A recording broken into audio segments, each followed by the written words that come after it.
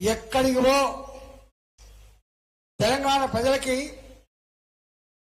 ప్రజలకి రేపే వచ్చానట్టుగా అనేక హామీలు ఇచ్చారు.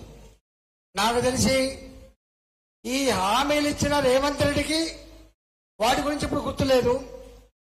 నిన్న తెలంగాణ ప్రజలకు కూడా గన్ని హామీలు మనకు గుర్తు లేవు, కానీ కొన్ని మాత్రమే గుర్తు చేసిపోతాం. నేను రేవంత్ రెడ్డిని ఈ వేదిక నుంచి నేను డిమాండ్ చేస్తా ఉన్నా, ఎన్నికల ముందు మీరు ఇచ్చిన హామీలు ముఖ్యమంత్రి కాంగ్రెస్ సంతకం పెట్టి వెంటనే అమలు చేస్తానని చెప్పినావు కదా. ఇవాళ ఇప్పటికీ 4 నెలలు కలిసింది కదా, అమలు చేసే దమ్ము లేదు కదా. రేపు అమలు చేసేటువంటి దమ్ము నీకుందా అని చెప్పి నేను అడుగుతా ఉన్నాను. ఎందుకు అడుగుతున్నా అంటే ఇవాళ నేను కూడా గతంలో అనేక సార్లు ఎమ్మెల్యేగా పనిచేసిన కాబట్టి, కేసీఆర్ గారి దగ్గర ఉన్నా కాబట్టి అడుగుతా ఉన్నా. కేసీఆర్ అనే వ్యక్తి ఏం చెప్పాడు? మాట ఇస్తే తప్పని వాణ్ణి, అవసరమైతే తల నరుక్కుంటే తప్ప వెనుకకు పోనివాణ్ణి అని చెప్పేటోడు. తెలంగాణ ధనిక రాష్ట్రం, తెలంగాణ సంపద కొదవలేని రాష్ట్రం, రాజు తలుచుకుంటే దెబ్బలకు కొదవా అని చెప్పినటువంటి ముఖ్యమంత్రి 1,00,000 రూపాయలు రుణమాఫీ చేస్తా అని చెప్పాడు. ఎప్పుడు చెప్పిండు?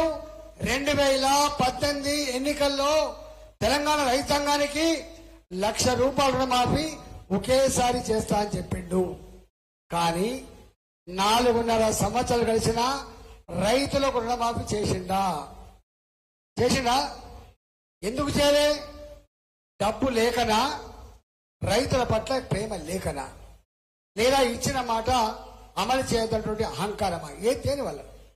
చివరికి ఓట్లకు పోతే ఊర్లకు రానియరని చెప్పి హైదరాబాద్ లో కొత్తగా నిర్మించిన రింగ్ రోడ్ అమ్ముకుంటే, హైదరాబాద్ ఉంటే హైటెక్ సిటీ భూములు అమ్ముకుంటే వచ్చిన డబ్బులు కడితే వడ్డీకి సరిపోయినాయి తప్ప అసలు మాత్రం రైతాంగాన్ని తీరిందా అని చెప్పి మేము అడుగుతా ఉన్నాం. మొత్తం అప్పు తీరిందా? ఇవాటికి తీరలేదు. రెండవ మాట, తెలంగాణ విద్యార్థులారా, తెలంగాణ నిరుద్యోగ యువకులారా, మీ అమ్మ మీద మీ నాన్న మీద భారం పడకుండా నెలకు ఉద్యోగం వచ్చేంత వరకు 3,116 రూపాయలు ఇస్తా అని చెప్పింది. ఇచ్చిండా? నా హుజరాబాద్ ఎన్నికల్లో ఒక్కొక్క దళిత కుటుంబానికి 15 లక్షల రూపాయలు చెప్పిన దళిత బంధు ఇస్తా అని చెప్పిండు. ఇవాళ ఈ కామారెడ్డిలో ఇచ్చిండా? ఎల్లారెడ్డిలో ఇచ్చిండా? ఎందుకు ఇవ్వలే? డబ్బులు లేవు కాబట్టి. ఆ విషయం రేవంత్ రెడ్డి తెలియదా? ఆ విషయం కాంగ్రెస్ పార్టీ తెలియదా? కానీ ఈయన అన్నాడు, 1,00,000 రూపాయలు కరమేంటి? ఓ తెలంగాణ రైతులారా, నీకు బ్యాంకులో అప్పు ఉందా లేదా చూసుకో, 2 లక్షల వరకు వెంటనే బ్యాంకులో తీసుకో, నేను రాగానే మాఫీ చేస్తా అని చెప్పాడు. ఇవాళ 2 లక్షల రూపాయల వరకు రుణమాఫీ జరిగిందా? జరిగితే చేతులెత్తామని చెప్పుకోతా ఉన్నాను. జరిగిందా ఎక్కడైనా? నా ఆడబిడ్డలు ఇక్కడే ఉన్నారు. ఏం చెప్పిండు రేవంత్ రెడ్డి? 2,500 రూపాయలు ప్రతి నెల ఉద్యోగికి ఎట్లయితే ఫస్ట్ వీక్ లో వస్తాయో మీకు కూడా వస్తాయని చెప్పాడు. అవునా? వచ్చినాయమ్మ 2,500 రూపాయలు? ఇచ్చిండా? ఎప్పుడు ఇస్తాడో చెప్పిండా?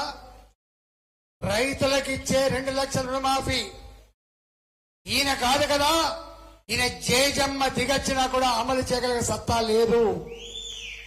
2,500 రూపాయలు ఇవ్వగలిగే సత్తా రేవంత్ రెడ్డికి లేదని చెప్పి బాధ్యత చెప్తున్నా.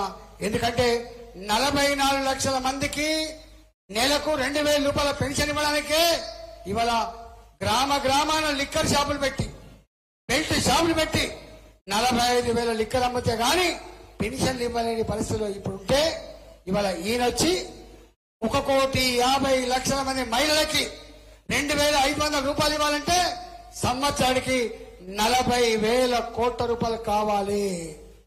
కానీ 4,000 కోట్లు ఎక్స్ట్రా ఇచ్చే దమ్ము రేవంత్ రెడ్డికి లేదు. ఇదో అబద్ధం. మూడోది, ఆటో నడుపుకుంటోళ్లకు 12,000 రూపాయలు ఇస్తా అని చెప్పిండు. భూమి లేక రెక్కల కష్టం మీద బతికే వాళ్లకు 12,000 రూపాయలు ఇస్తా అని చెప్పిండు. కళ్యాణ లక్ష్మి 1,00,000 రూపాయలు ఏం పిషాది తులం బంగారం ఇస్తా అని చెప్పిండు. తులం బంగారం అదొక 75,000 రూపాయలు. ఇట్లా ఎన్ని హామీలు ఇచ్చిండో ఇవాళ ఆ హామీలన్నీ అమలు కావాలంటే 17 సీట్లలో గెలిపియాలట.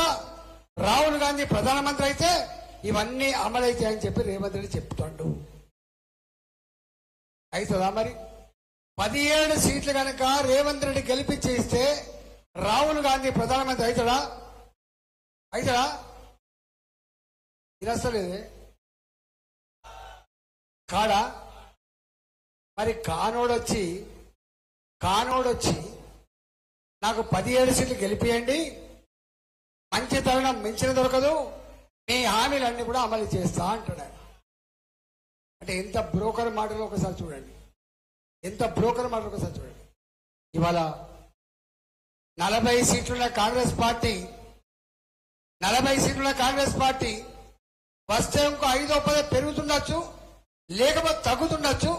ఇంకో జన్మకు కూడా రాహుల్ గాంధీ ప్రధానమంత్రి అయ్యేది లేదు, అక్కడి నుంచి డబ్బు తెచ్చేది లేదు, ఇక్కడ రేవంత్ రెడ్డి ఇచ్చేది లేదు. మీకు తెలుసో తెలియదో మొన్న రేవంత్ రెడ్డి సెల్ఫ్ గోల్ కొట్టుకున్నాడు. Self goal. నేను ఇవన్నీ ఇస్తా అంటే నమ్ముతారేమో కానీ ఏం చెప్పిండు రేవంత్ రెడ్డి? శాసనసభలో బడ్జెట్ మీద రాష్ట్ర ఆర్థిక పరిస్థితి మీద ఒక వైట్ పేపర్ అని చెప్పి పెట్టి చిప్ప చేతికి ఇచ్చిండు కేసీఆర్ అంటాడు. నేనేదో లంక బిందెలు ఉన్నాయని చెప్పి వచ్చినా ఇక్కడ లంక బిందెలు దొరకలేదు, ఖాళీ కుండలు మాత్రమే దొరికాయని చెప్పిన వ్యక్తి రేవంత్ రెడ్డి. అవునా కదా? మీరు చూడండి. మరి ఖాళీ కుండలు ఉన్నటువంటి రేవంత్ రెడ్డి ఇన్ని డబ్బులు ఇచ్చేటువంటి ఆస్కారం లేదు. కాబట్టి ఇవాళ కేసీఆర్ ఒక కథ చెప్తుండేది.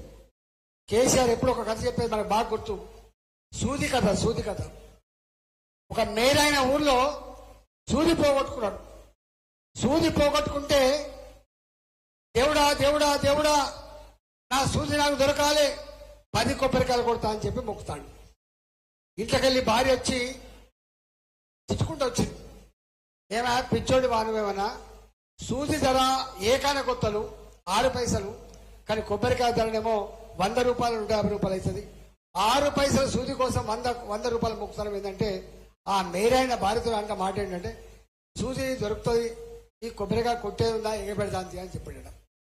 రేవంత్ రెడ్డి కూడా అధికారం అయితే రానివ్వు, వస్తే ఇచ్చేది ఉందా అని చెప్పేటువంటి ఆ సూది కథ గుర్తుకు తెచ్చిండు రేవంత్ రెడ్డి. గుర్తుపెట్టుకుని నేను అనుకున్నా రేవంత్ రెడ్డి ముఖ్యమంత్రి అయిన తర్వాత కేసీఆర్ ఏ తప్పులైతే చేసిండో ఆ తప్పులు చేయడమని చెప్పి మేమంతా ఆశపడ్డాం.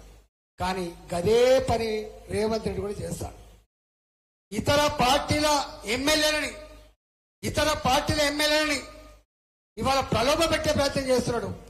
ఇతర పార్టీల నాయకులను బెదిరించే ప్రయత్నం చేస్తున్నాడు. మళ్ళీ గదే డబ్బుతో గదే మద్యంతో పార్లమెంట్ లో గెలవాలని చెప్పి ప్రయత్నం చేస్తున్నాడు.